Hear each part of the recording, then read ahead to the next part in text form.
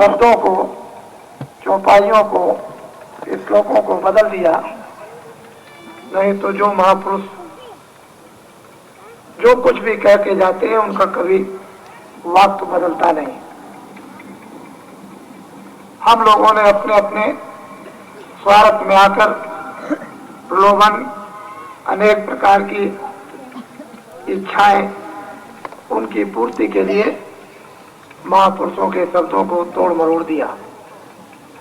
और हम लोगों में जो धर्म की आस्था थी उसको इसलिए खत्म सी समझी गई कि रामायण, गीता, भागवत, वेदों, पुराणों और शास्त्रों में कोई अस्तित्व नहीं रह गया, कोई सच्चाई नहीं रह गई, कोई सत्यता नहीं है, कोई ईमानदारी नहीं, कोई प्रेम और मोहब्बत नहीं।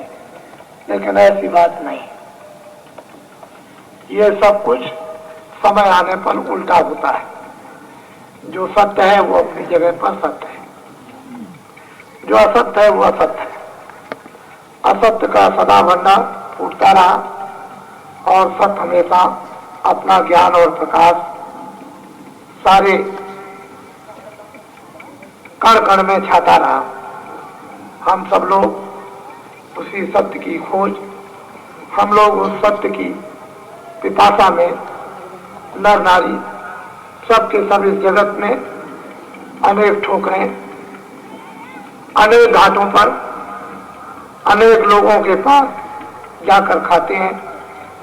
और जिस तरह से ठोकरें आपने खाई वो आप सबको स्वयं उसका अनुभव है।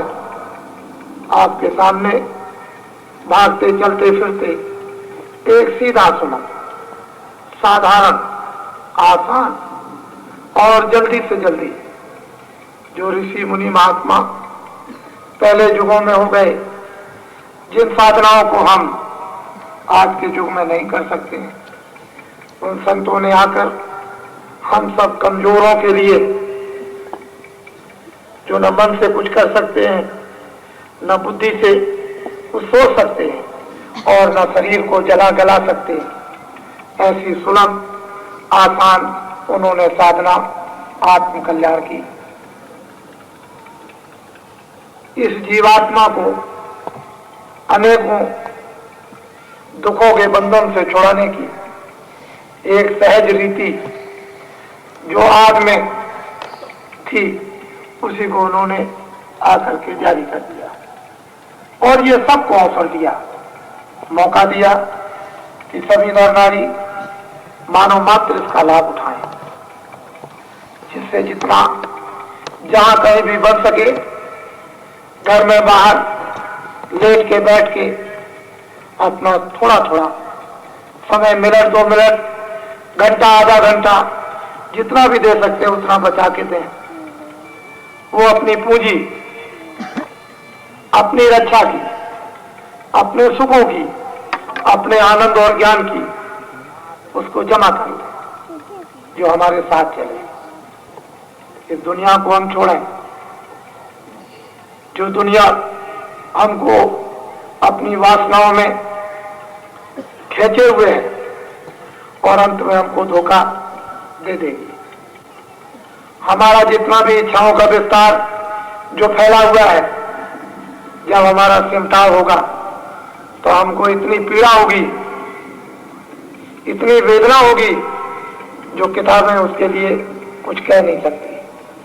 उस समय पर यही 2 मिनट, 4 मिनट, 10 मिनट का भजन, ध्यान, जो नाम सुरसंत की साधना, यही अपने काम आती है, दुखों से बचाएगी। अनेक पीड़ाएं जब हमको अपने में घेर कर विवश कर देगी तो यही पूंजी हमारे वक्त पर काम आकर इतना सुलभ कर देगी कि हमको उस पीड़ा का भान ही नहीं होगा, आभास ही नहीं होगा। तो हर किसी के लिए ये सुलभ रास्ता संतों ने कर दिया, जिसके लिए इतना परिश्रम गांव गांव घूम घूम जंगलों में लोगों के उन झोपड़ियों पर जा करके उनको जगाया और कहा कि तुम थोड़ा सा कुछ कर लो। अपने जीवन की कुछ श्वासों की पूंजी कुछ अच्छे काम में लगा दो। समझाते समझाते लोगों में होश आया, लोगों ने अपनी मानवता की इसे कीमत को समझा कि मनुष्य शरीर बड़ा अनमोल है, बार बार नहीं मिलेगा। हम लोग वास्तव में संसार के उन आसार कामों में इतना अपना कीमती समय खो रहे जो हमारे कोई काम नहीं आएगा। लोगों ने ये समझकर बुद्धि से काम लिया, स्वेच्छा अच्छाई बुराई को समझकर बुराई को छोड़ने के लिए विवश हो गए और प्रतिज्ञा करने लगे कि हमको बुराई नहीं करनी, हम आज छोड़ देंगे, कुछ कल छोड़ेंगे, कुछ 10 दिन 2 महीने में कुछ छोड़ देंगे। इस तरह से लोग अपने जीवन को स्वेच्छा समझदारी के साथ बदलने लगे और बदलते बदलते कितने लोगों ने अपने जीवन को बदल दिया और उस भक्ति के उस मार्ग पर अपने को खड़ा कर दिया। लोग देख करके, संसार के लोग बड़ा चकित और आश्चर्यजनक है कि ऐसी कौन सी बूटी, कौन सी ऐसी जड़ी है जो इनको पिला दी जाती है और ये सब के सब बदल जाते हैं। ये कोई आज की नई चीज नहीं थी, ये पुरातन थी, सनातन थी। जब जैसी जरूरत पड़ी, जब जैसा समय आया अच्छाई और बुराई का, उसने अपना जवानी का जोश दिखाया। बुराई ने भी दिखा दिया और अच्छाई ने भी दिखा दिया।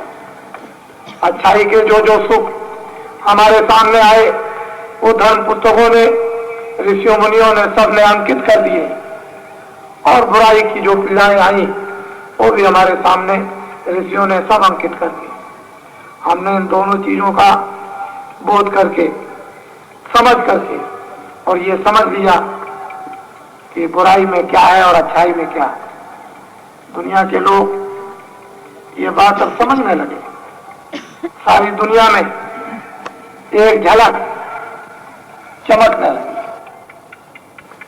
आने लगी जरा सी रोशनी कभी कभी और आसार दिखाई देने लगे।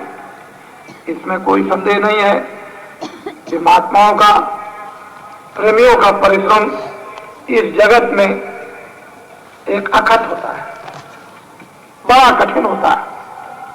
पृथ्वी पर पैर रखना, देखना, सुनना उनके लिए मुश्किल हो जाता है।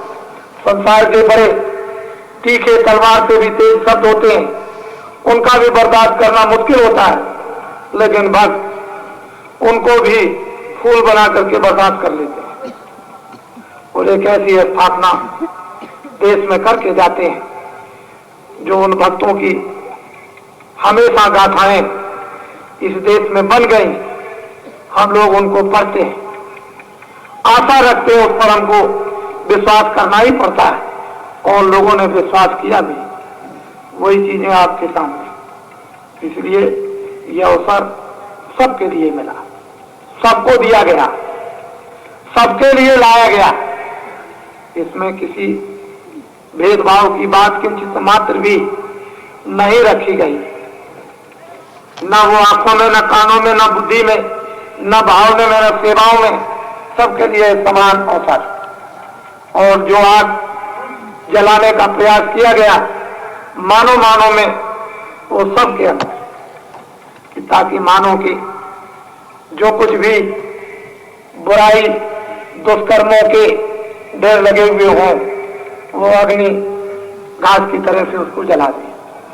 सब लोग निर्मल, पवित्र और स्वच्छ और साफ हो जाएं और जिन वासनाओं में अनेक पीड़ाएं हमको अनेकों योनियों की उस जन्म और मरण में मिलती हैं, वो भी वासनाएं इनकी खत्म हो जाए, ताकि जन्म मरना जो वासनाओं से होता है वो भी हमारा खत्म हो जाए और हम हमेशा के लिए जहां से आए, जिस रास्ते से आए, जिस घर से आए, जिस परम पिता से, उस प्रभु से जुदा हुए हैं, उसी रास्ते से निकल जाए, उसी रास्ते के उस ज्ञान को, उस आनंद को, और जिसमें से आनंद आता है उसको हम पालें और हमेशा के लिए सर्वदा और सदैव के लिए हमारा छुटकारा हो जाए।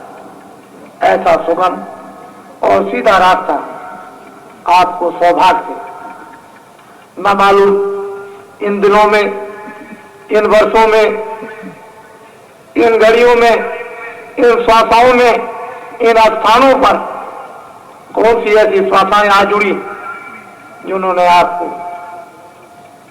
ऐसी जगह पर ला करके पटक दिया कि आपको विवश कर दिया कि आप जल्दी से जल्दी अपने मालिक को याद कर लो। उसको याद करके अपने आप को साफ हो जाओ, अपने आप को धुल जाओ, निर्मल और पवित्र हो जाओ और यहाँ से निकल चलो। ये आपके लिए बड़ा ही परम सौभाग्यशाली समय आ गया, आपको मिल गया और उसको आप सब के सब अनुभव भी करते हो कि इसमें कोई संदेह की बात नहीं है कि जो हम और आप मिलकर के दोनों परिश्रम कर रहे हैं ये साधारण परिश्रम नहीं है। और किसके लिए? हम अपने अपने के लिए कर रहे हैं, हम एक दूसरे के लिए कोई नहीं। जब हम अपने अपने का काम पूरा कर लेंगे तो दूसरों के काम करने में हमको इतनी सुविधा, इतनी सरलता और इतनी बर्दाश्त और इतना ज्ञान और इतनी हजम शक्ति हम में आ जाएगी कि हम कितनी जल्दी दूसरों का काम करेंगे। ये तो वक्त और समय से लोगों को देखने को मिलता है। तो ये कार्यक्रम जिस स्थान पर आप, ये मथुरा नगरी है, ये मधुबन है। लोग कहा करते हैं कि कृष्ण भगवान इस स्थान मधुबन में गौएं चराया करते थे, वही स्थान ये मधुबन है। ऐसे स्थान पर आप बैठे। ये कार्यक्रम 11 दिन का है, 25 से और 5 तक का ये कार्यक्रम। और ये आपको सबको बता दिया गया था कि जिसको जितने दिन का अवसर मिल जाए, जिसको जितने दिन की सुविधा अपने घर काम काज से मिल जाए, वो 11 दिन में इसमें सम्मिलित हो जाए तो 11 दिन उसके पूरे समझे जाएंगे। जो नहीं आ सकते हैं, जिन्होंने अपना एक बच्चा, एक बेबी, किसी ने अपना पति, घर वाले ने, अपने पड़ोस वाले ने भेज दिया, किसी कारणवश, काम के बस, बीमारी के बस और हिफाजत रक्षा के बस वो नहीं आ सका या नहीं आ सकेगा और उसकी इच्छा इस कार्य में लगी हुई है, वो भी इसका भागीदार है। वो भी यहाँ की ये पुण्य लूटने से वंचित नहीं रहेगा, उसको भी इसका हिस्सा प्राप्त हो जाएगा। इसलिए महात्माओं के यहाँ देने के लाभ और फायदे बहुत रास्ते होते हैं। किन किन रास्तों से दे देते हैं, लोगों को लाभ पहुंचा देते हैं, ये किसी को मालूम नहीं। आप सब प्रेम और सद्भाव से चुप्पी और गुम्बी साध कर बाबा जी आपकी सब कांक्षाओं को, इच्छाओं को अच्छी तरह से अनुभव करते रहते हैं। ऐसा नहीं है कि हम बाहर से कुछ न बोले और अंदर से हमको समझते नहीं है, ऐसी कोई बात नहीं। हम बाहर से न बोले लेकिन अंदर से आपकी इच्छाओं को समझते रहते हैं।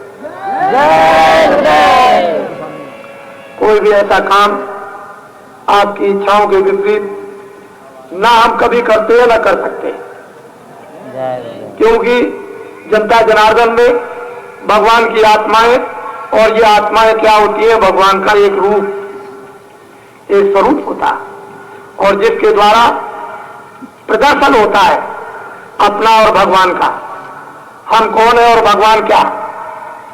और इस अस्तित्व को, इस सत्यता और सच्चाई को यदि छुपा दिया जाए तो हम भी मिट जाएंगे और भगवान भी मिट जाएगा। ना भगवान का अस्तित्व रहेगा और ना हमारा कोई अस्तित्व रहेगा। भक्त से भगवान और भगवान से भक्त, इन दोनों का जोड़ा हमेशा चला आया। तो ये आज का कार्यक्रम ये केवल इसलिए प्रारंभिक है। वैसे तो आपको 10 दिन बताए गए, पर हम 10 दिन क्यों बताएं आपको?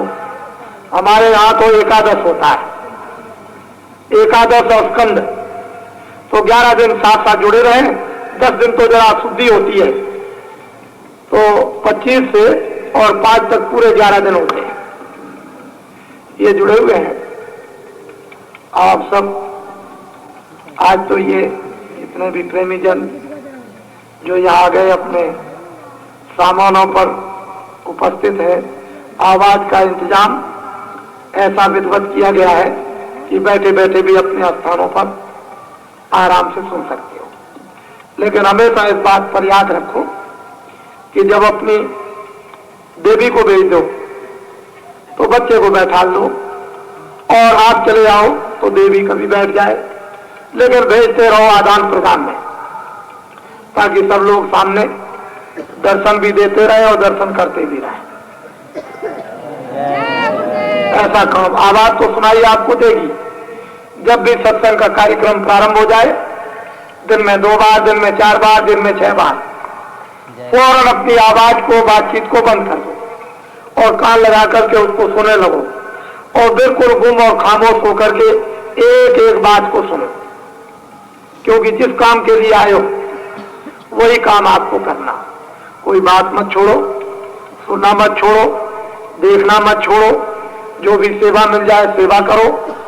इस तरह से सब तरह से लाभ अपना, आंख से, कान से, हाथ से, पैर से, मन से, बुद्धि से, सब तरह के लाभ। इतना बड़ा जन समुदाय इस तरह से मालूम हो कि जैसे आप कोई आदमी रहता ही नहीं।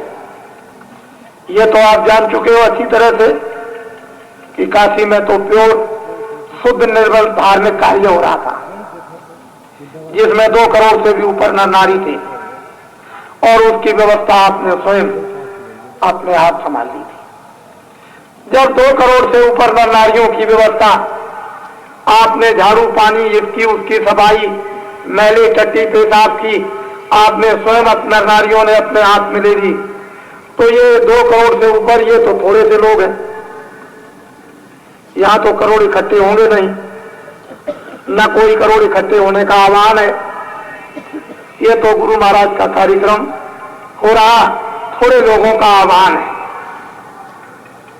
और इसकी व्यवस्था थोड़ी, तो ये तो आप 10, 20, 25 लाख की व्यवस्था तो अपने आप कर सकते हो।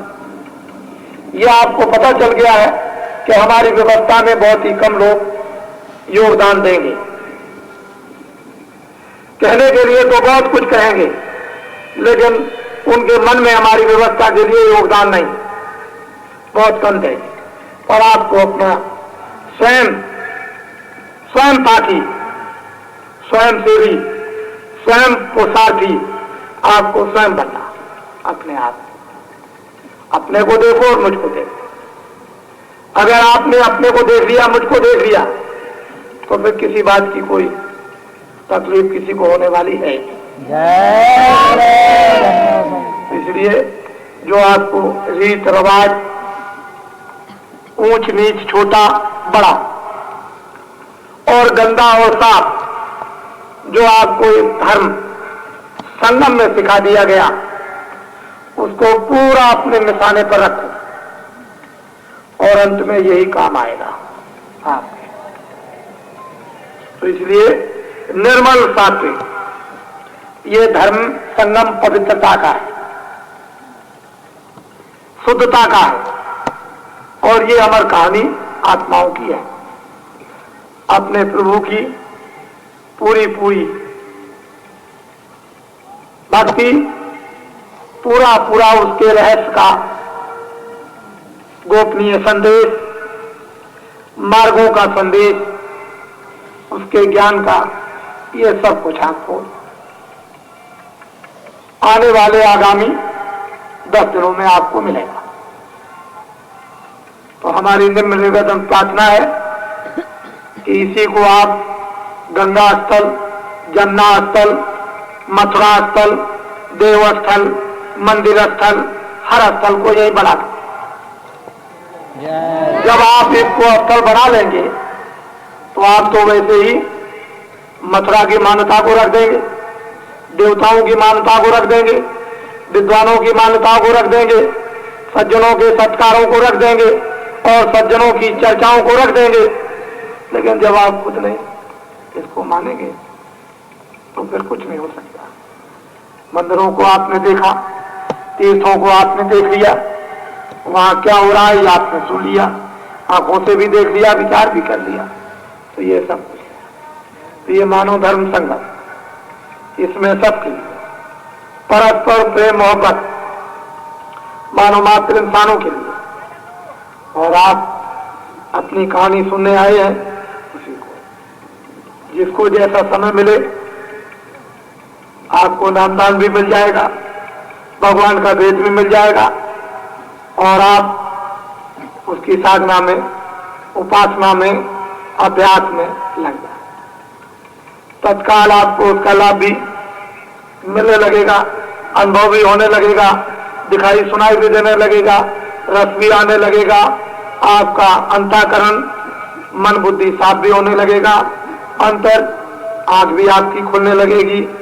तो जब आपकी आंख खुलेगी आनंद आएगा, ज्ञान का वो सूर्य या प्रकाश रोशनी उदय होने लगेगी, जहां तेल बत्ती दिया जल की कोई जरूरत नहीं, तो अपने आप बात सबके समझ में आएगी। ये सब रहस्यमयी वस्तुएं सब मानव मात्र के पास इन सब चीजों का भंडार भरा हुआ है, लेकिन आपने गाड़ दिया और फिर अपने भंडार को खोदना भूल गए। तो इसमें कोई गलती ऋषियों मुनियों महात्माओं और धर्म पुस्तकों की नहीं। अपनी गड़ी हुई वस्तु को धीरे से गंदगी को हटाकर उसको खोद लीजिए और निकाल लीजिए और उसका आनंद ले लीजिए, अमर हो जाइए, मुक्त हो जाइए, जन्म मरण से हमेशा के लिए छूट जाइए, तमाम पीड़ाओं से हमेशा के लिए छुटकारा पा जाइए। ऐसी अमूलक वस्तु सबके पास में रखी हुई मानव मात्र के पास, फकीरों और महात्माओं के पास जाने का काम केवल एक मात्र यही था। हम सभी लोगों से अनुरोध करेंगे कि हमारे पास जो भी मिलने आया करें, वो अधिकांश में 12 आने हिस्सा तो धर्म का रखें और 4 आने हिस्सा चलता फिरता भौतिक बात का रखें, तो आपकी समझ में सब कुछ आ जाएगा। लेकिन आप धार्मिकता का तो एक निशान भी नहीं और भौतिकता का सारा आप, तो आपकी समझ में कुछ नहीं आएगा। जिस स्थान पर आए उसको समझे, ये कौन है, साधु है, फकीर है, बाबा है, या नंगा रहता है, कपड़े पहनता है, या क्या करता है, तो वेशभूषा को भी देख करके हमको ये समझना चाहिए कि हमको किस तरह का प्रश्न करना या अपनी बात को किस तरह से सामने रखना। ये सब चीजें हर मानव मात्र को, इंसान को समझना चाहिए। तो हम कुछ आपको समझाएंगे, कुछ देना भी चाहते हैं कि जो भी आदमी आए खाली न जाए। हम अपनी वस्तु से सबका स्वागत करना चाहते हैं। यही नहीं कि हमने आपको 2 रोटी दे दी या किसी भक्त से कह दिया तुम इनको 1 प्याला चाय पिला दो। ये आप कोई ऐसी अमूलक वस्तु लो जो आपका इधर का भी लोग बने, उधर का भी परलोक बने। ऐसी वस्तु को देना चाहता हूं, लेकिन अपने दरवाजे को आप बंद मत करो, खोल करके आओ कि मुझे दोनों चीजें मिले। मेरा इधर भी जगत बने, मैं लौकिक भी सेवा करूं, आत्मा की भी सेवा करूं, एक अमुक शक्ति को भी, उसको भी जगाऊं, और फिर हम अपनी जीवात्मा का हमेशा के लिए छुटकारा कर लें, तो कुछ आपको मिल जाए। लेकिन यही समझ क्या है कि बाबा जी कोई भौतिक होंगे, कोई सांसारिक होंगे, तो ऐसी बात समझ के आओगे तो बाबा जी से कुछ ना पा सकोगे।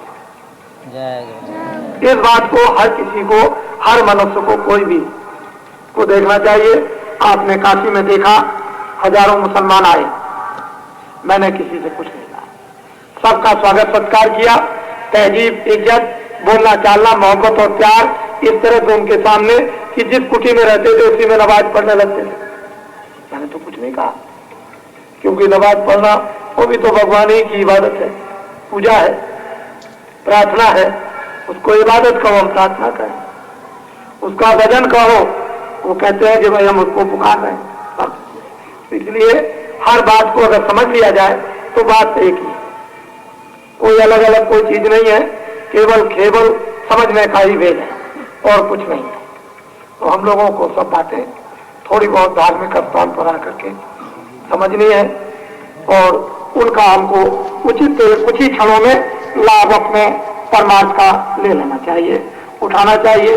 साधु महात्माओं के स्थानों पर अगर हम ये लाभ नहीं उठा सकते हैं तो इस जगत में, इस भूमि पर वास्तव में हम रहने के योग नहीं। धार्मिक भूमि है, ऋषियों फकीरों की ये जमीन है जहां बड़े बड़े फकीर, ऋषि मुनि, महात्मा, साधु संत आते रहे और आते रहेंगे, भविष्य में भी आएंगे, अब भी है। हम लोगों को ये बात हमेशा विचार में लाते रहनी चाहिए और जो जो चीजें फकीरों से हमको मिलती रही, महात्माओं से, साधु संतों से, उसके लेने के लिए हमेशा हमको ललायत इच्छुक रहते रहना चाहिए। तो हम सब कुछ लाभ उठा सक करके और देश के जन जन प्राणियों को भी हम अपनी सेवा का उपयोग स्वयं करेंगे और दूसरों को भी उसका लाभ पहुंचा देंगे, नहीं तो बड़ा मुश्किल हो जाएगा। बहुत देश के लोग ये बात समझने लगे। ये जो आपके सामने एक धार्मिकता की निशानी, एक पगड़ी आई, इसका लोगों ने इन चंद दिनों में विरोध करने की भावना प्रकट की, लेकिन मैंने प्रेमियों को यही समझाया कि आपको कुछ नहीं करना, अपने काम में जो पक्का उतरेगा वही पार जाएगा, इधर उधर कुछ नहीं सुनना। ये धर्म की एक निशानी, एक संकेत, एक चिन्ह, आपको जो कुछ भी रखवा दिया गया है, किसने रखवाया, किसने दिया है, ये तो आपको समय से कब बताया जाएगा। जो काशी छोड़कर 2 बरस के लिए जंगलों में चले गए, उनका नाम क्या है वो तो आपको काशी में बता दिया, मुझे यहां बताने की क्या जरूरत है। वो जंगल में चले गए 2 बरस के लिए और उन्होंने कुछ कह दिया और काशी के बाद में ये निशान आपके सामने आया। तो इसलिए आप लोग अपने निशान को एक स्तंभ समझे, एक चिन्ह समझे, एक मर्यादा समझे, एक आन समझे, एक देन समझे, एक कुछ रहस्य समझे, कुछ लीला समझे, कुछ ना कुछ जो आपकी समझ में आए उसको समझे। और इसके बाद ये तो सब बाद में सबको समझ में लोगों की आ ही जाएगा, उसके लिए कोई ऐसी बात नहीं है। हम जो कुछ भी कह रहे हैं आपके सामने कुछ समझ के कहा है, बेसमझी से कोई बात नहीं की। तो आप लोग धार्मिक बनो। देश में धर्म का लोगों ने निशान मिटाना चाहा था कि धर्म का निशान मिट जाएगा, लेकिन ये जमीन है, ये भूमि है, यहाँ के कण और यहाँ के जर्रे जर्रे में ओत पोत धर्म समाया हुआ। जब जैसी जरूरत पड़ेगी इसमें से एक जर्रा, एक कण निकल करके बाहर आएगा और दुनिया में एक ही दफे में न मालूम हवा की तरह से क्या कर देगा। तो इसलिए आप उस कठिनाई को कठिनाई कभी मत समझो। जब कठिनाई को कठिनाई नहीं समझा जाता है, वही आपके लिए कठिनाई सुलभ हो जाती है। हम जानते हैं, हम समझते हैं कि जब से लोग इस रास्ते पर चले, लोग देखते चले, अनुभव करते चले। आज देश के अंदर 5 करोड़ आपके नर नारी जो इस रास्ते पर चलकर भगवान का भजन करने लगे। एक मामूली समुदाय, एक मामूली संगठन प्रेम का देश में नहीं, एक बहुत बड़ा संगठन और समुदाय भारत में खड़ा हो गया। जो लोगों ने कभी भी कांक्षा, कभी इस बात के लिए सोचा ही नहीं था कि धार्मिक देश में इतना सच्चा एक समुदाय खड़ा हो जाएगा, कभी भी किसी में कल्पना भी नहीं उठती थी और हिंदुस्तान के तमाम लोगों ने ये कल्पना आ गई कि वास्तव में कोई बात तो जरूर है। तो इसलिए ये सच्चा काम है, इसमें कोई बनावट का नहीं। तो आप लोग एक एक कण को, अपने अध्यात्म को अंदर में साधना के द्वारा, सुमरन भजन और ध्यान के द्वारा धीरे धीरे बिखरी हुई चिंगारी को अपने अंदर में जमा कर दो। वही बिखरी हुई चिंगारी जब एक सूरज की रोशनी के समान एक समूह बना करके जब सामने खड़ी हो जाएगी तो कितना क्या काम करेगी आपको तो नहीं मालूम। जब मालूम होगा तभी चिल्लाओगे, ऐसे कोई चिल्लाता नहीं है। तो जो चिंगारियां बिखर गई हैं उसको जल्दी से जो चुन चुन करती हैं इधर उधर जुगनू की तरह से, उनको सबको ला करके एक जगह पर उनको इकट्ठा कर लो। सुमरन से, नाम सुमरन से, ध्यान लक्ष्य से और भजन करने, उसको सबको इकट्ठा करो, देखो फिर क्या होता है। और एक एक बात को हमेशा याद रखो कि 75 के पहले क्या कहा, बाद में इसके क्या कहा, अब आपके सामने क्या कहा जा रहा और फिर आगे क्या कहा जाएगा। एक एक बात को आप हमेशा अपनी याद रखो। हमारी बात में अपनी बात को मिलाओ मत, हमारी बात को अपने अंदर में बिल्कुल ज्यों की त्यों बैठा, मिलाने की जरूरत नहीं है। हमारी बात में तुम्हारी मिल जाएगी तो गड़बड़ हो जाएगा। अपनी बात को निकाल दो, हमारी बात को रख लो और अपने को और हमारी एक बना लो, बस वही आपकी हमारी एक हो जाएगी। न तुम अलग होगे ना हम अलग होंगे, एक कर लो। इसलिए अच्छा है आपके दर्शन हो रहे, हम जान रहे इस समय पर कि हमारा अगर सब लोग इस मैदान में जितने भी आए हुए अपने अपने डेरों पर बैठे हैं सब आ जाएं तो ये आज ही मैदान पूरा का पूरा इसके अंदर का फेल हो जाएगा। हम आज ही समझ रहे हैं, लेकिन भंडारा तो गुरु महाराज की स्मृति का, उनकी यादगार का 28 की रात्रि जब 12 बज के कुछ मिनट होते हैं तो उस समय पर प्रारंभ होती है और 29 लग जाएगी। तो लोग तो उधर से ये समझ करके चल रहे हैं कि मुझे 28 को पहुंचना है। आज के लिए सब लोग नहीं, 28 के लिए, फिर बाकी दिनों में अपना समय लगाएंगे।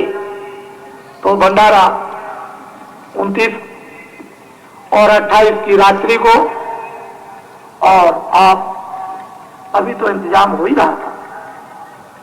मैंने मध्य प्रदेश का, गुजरात का, राजस्थान का और हरियाणा का अभी दौरा किया और उत्तर प्रदेश अक्टूबर में 6 से जो इतना विशाल दौरा किया जिसमें 1 करोड़ से ऊपर लोगों को नामदान दिया और 2 करोड़ के लगभग रास्तों में खड़े रहे। कितनी मेहनत की है, जो लोग साथ में रहे उन लोगों ने देखा है कि इतनी मेहनत करने वाला आदमी और फिर आकर के यहाँ मेहनत कर रहा हूं, जिस मेहनत को आप सब लोग अपनी आंखों से देखते। मैं भी एक आदमी हूं, कोई लोहा नहीं, और फिर आप जानते हो कि बुढ़ा हूं, कोई जवान नहीं, लेकिन जवान का काम करता हूं, ऐसे जवान नहीं। हमारे यहाँ एक बहुत बड़े नेता आए थे, उनसे जब बात होने लगी, उनका नाम श्री जगजीवन राम जी। मैंने कहा जगजीवन राम जी, कोई उम्र आपसे, आपकी उम्र से मेरी उम्र कम नहीं, ऐसा मत समझिए कि मेरी उम्र ज्यादा है और इनकी उम्र कम होगी।